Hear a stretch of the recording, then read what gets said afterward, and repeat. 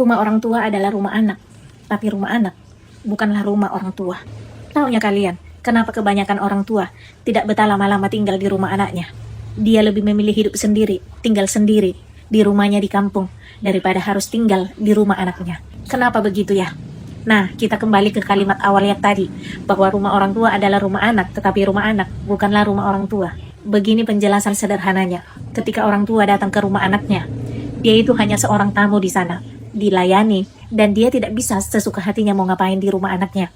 Mau makan tinggal makan, mau tidur tinggal tidur, mau minum tinggal minum, mau ngapain nggak bisa. Karena ada menantunya di sana yang harus dia jaga. Jadi ada batasan dan ada rasa sungkan. Ya namanya lah kalau kita merasa terbatas kan, otomatis kita tidak nyaman pastinya kan. Ketika disuruh makan, baru makan. Ketika disuruh minum, baru minum.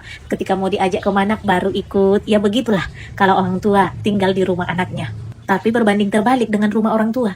Rumah orang tua itu adalah rumah anaknya. Ketika anaknya datang ke rumah orang tuanya, anaknya ya bebas aja di sana. Mau makan ya makan, mau tidur ya tidur, mau ngapain, sukanya lah di situ. Gak ada batasan, gak ada rasa sungkan, dan gak perlu permisi-permisi. Karena dia menganggap ya ini rumah orang tuaku, aku bisa ngapain aja gitu. Nah, satu lagi nih, misalkan anaknya punya rumah dan harta. Ketika anaknya ini nanti meninggal, orang tuanya tidak punya hak sedikit pun atas harta dan rumah anaknya. Tapi yang berhak itu adalah anak-anaknya dan istrinya.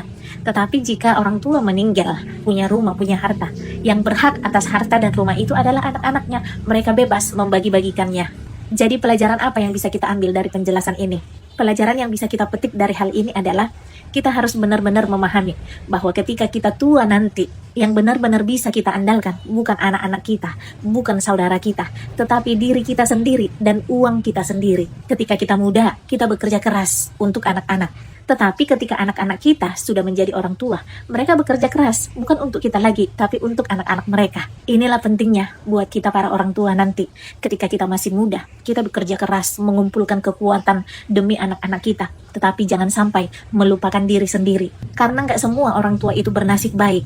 Mereka bisa bersandar dan tinggal di rumah anaknya seperti di rumahnya sendiri. Dan inilah kebenaran pahit yang benar-benar harus kita pahami dan harus kita terima.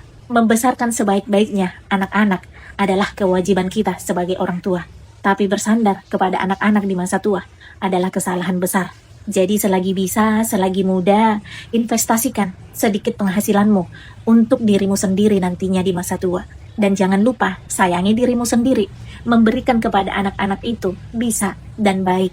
Tapi jangan sampai dirimu kekurangan dan tidak punya apa-apa hanya karena memberikan semuanya kepada anak-anak. Karena pada akhirnya nanti, ketika kita sudah tua, kita akan menyadari bahwa prioritas anak kita bukan lagi kita, tapi istrinya dan anak-anaknya. Dan yang tersisa untuk kita hanyalah diri kita sendiri. Ya.